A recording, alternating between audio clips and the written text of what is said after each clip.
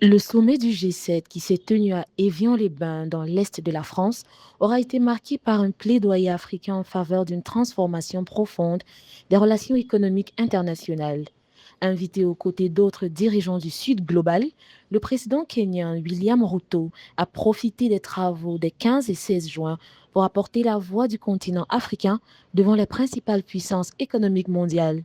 Lors des discussions consacrées à l'économie mondiale, au financement du développement et au partenariat stratégique, le chef de l'État kényan a appelé à renforcer la coopération entre l'Afrique et les pays du G7 dans plusieurs secteurs clés: le commerce, les infrastructures, l'énergie, la résilience climatique et l'innovation. Dans un contexte où les pays africains mobilisent en moyenne plus de 500 milliards de dollars par an pour leur développement, mais restent fortement dépendants des financements extérieurs, les appels à une réforme du système financier mondial se multiplient.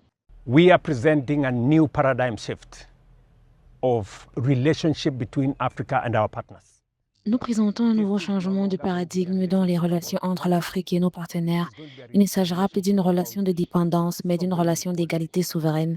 Ce ne sera plus une relation basée sur l'aide, la charité ou l'assistance. Ce sera une relation que nous voulons fonder sur des partenariats mutuellement bénéfiques. It's going to be a relationship that we want about mutually beneficial partnerships. Pour William Ruto, l'Afrique ne doit plus être considérée comme un simple bénéficiaire d'aide internationale, mais comme un partenaire économique à part entière, une vision qui s'inscrit dans la continuité de la diplomatie économique du Kenya. En 2023, lors du sommet africain sur le climat à Nairobi, le pays s'était déjà imposé comme un défenseur d'une réforme du système financier mondial pour rendre les financements plus accessibles. Aujourd'hui, alors que l'Afrique représente plus de 18% de la population mondiale, mais moins de 4% des émissions de CO2, le Kenya met en avant son rôle dans la transition énergétique.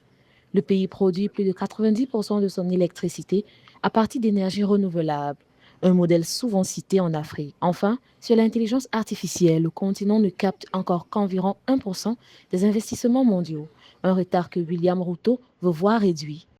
We will be in the new global order. We believe that Nous serons dans le nouvel ordre mondial. Nous pensons qu'un nouveau moment de San Francisco est imminent.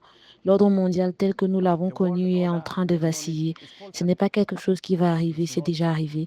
Mais nous pensons aussi que les institutions internationales, y compris les Nations Unies, restent une nécessité indispensable. international institutions, including the United Nations, are a necessary imperative.